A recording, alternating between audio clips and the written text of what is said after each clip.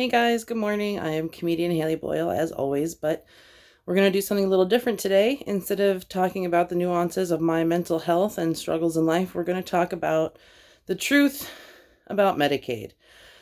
Here's the thing, guys. I feel like I should give you my credentials because I'm not a doctor or a scholar or a politician or an economist. What I am is a poor, struggling single mom, independent contractor, and I've had the privilege or experience to be completely uninsured, have really good private insurance, be insured through my parents' work.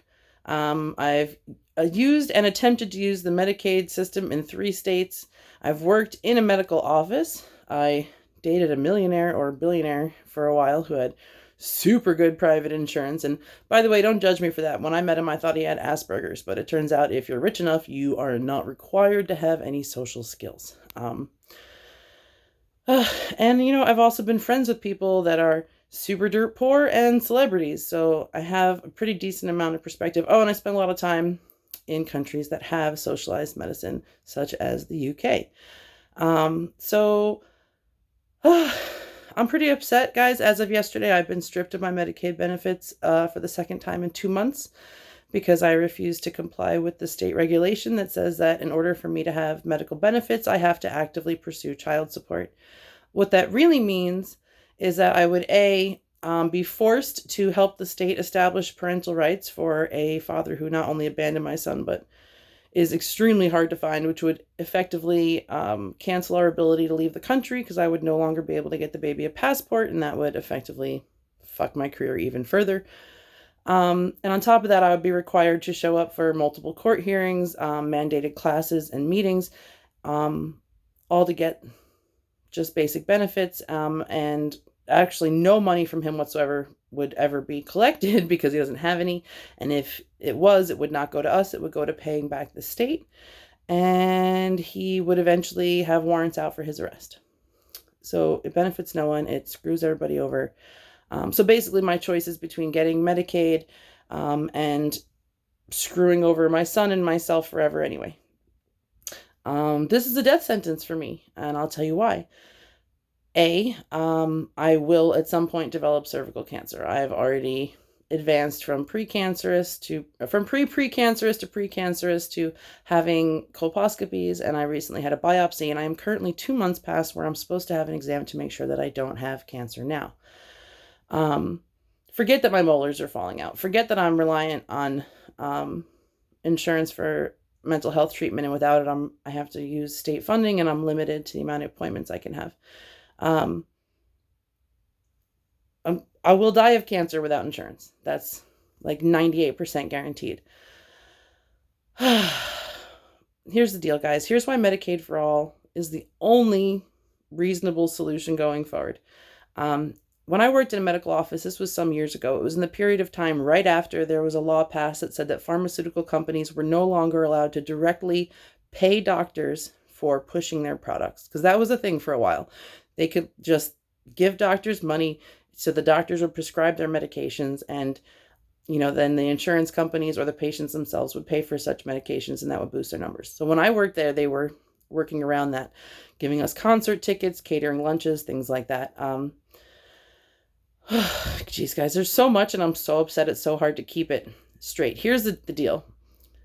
The way the insurance companies have set up this medical industry and the pharmaceutical companies are doing their part, they're screwing us over. Medicaid for all saves you money. Why? Because it saves everybody money, because it stops the insurance companies and the pharmaceutical manufacturers from gouging the crap out of us. We already know that pharmaceutical companies inflate the prices of their products 300 to 600% on a regular basis. We already know that insurance companies are charging us massive premiums that healthy people never spend, and that sick people can't possibly meet their deductible and be able to use. They drop people, they refuse to cover things. It's bullshit. The best insurance I've ever had, and this includes the reason I mentioned the billionaire boyfriend is because he was paying a premium of something like $3,000 a month for his insurance, and still complaining constantly about things not being covered, having to pay out-of-pocket costs, having to move money around to pay for this. Medicaid is by far the best insurance I've ever had. It covers everything to a point. The issue is this. One, it's not comprehensive dental, blah, blah, blah, blah, blah. So right now, like I said, my molars are falling out. Is it because I'm a shitty person that didn't brush my teeth and I deserve to have my molars falling out? No, it's because I had horrible hyperemesis throughout my pregnancy and vomiting all day dissolved my fucking teeth.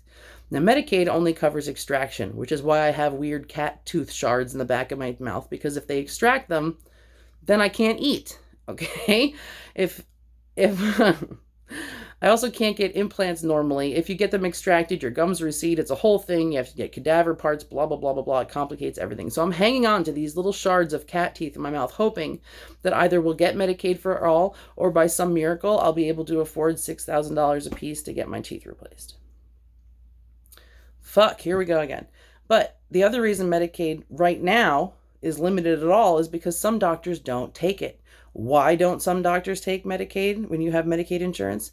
Well, a lot of reasons. In New York State, it's so fucking stupid. They've enlisted the private insurance companies to administer Medicaid, and it makes things super complicated. You're supposed to be allowed to pick, but then they assign you one anyway, and then you have to be in that network and blah, blah, blah, blah, blah. But some states, Medicaid is just Medicaid, and doctors have to take it. In some states, Medicaid is just Medicaid, but some doctors don't take it, and they don't take it because Medicaid pays what things actually cost, or a lot closer to what things actually cost.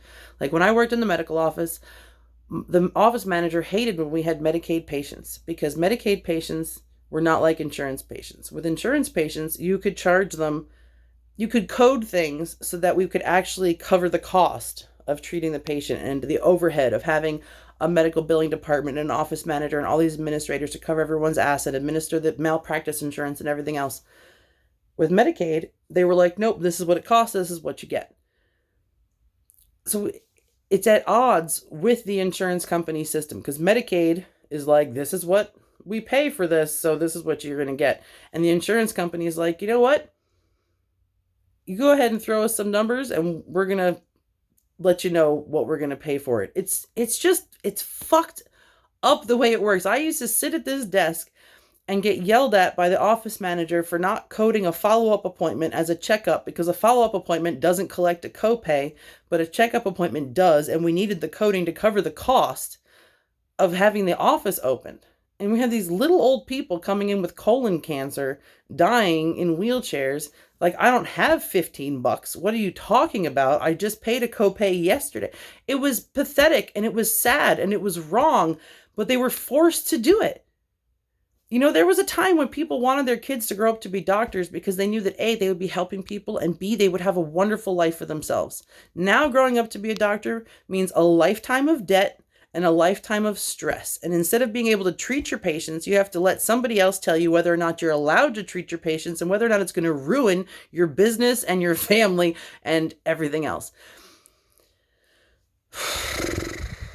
And we could talk all day about welfare too, while we're at it, and the way the poor are commodified and we're all being sucked dry. Guys, you think you're middle class, you think you're comfortable, you feel privileged. What you don't get, and what you should get now that this coronavirus shit is going down, is we are all as vulnerable as our weakest member of society. So keep in mind, if you think that it's okay to vote for whoever you want this voting cycle, that you don't understand that it's a life and death situation, please don't tell me that it's politics. Please don't tell me that you love me and you care about me, but you just really need to be stricter on gun laws, because I am not going to die quietly. I am not going to leave my son an orphan quietly. I am going to fight. So either vote for Bernie, support Medicaid for all, or get ready, because there's a lot of people out there just as desperate as I am. And if you think I'm going to just sit at home and wait for cancer to take me away, I'm not. Okay, forget that the fucking earth is dying. Forget all that shit. Right now, right here, Medicaid for all, or it's a death sentence. Make your choice. And be prepared to stand by it, because there's not going to be any more being polite.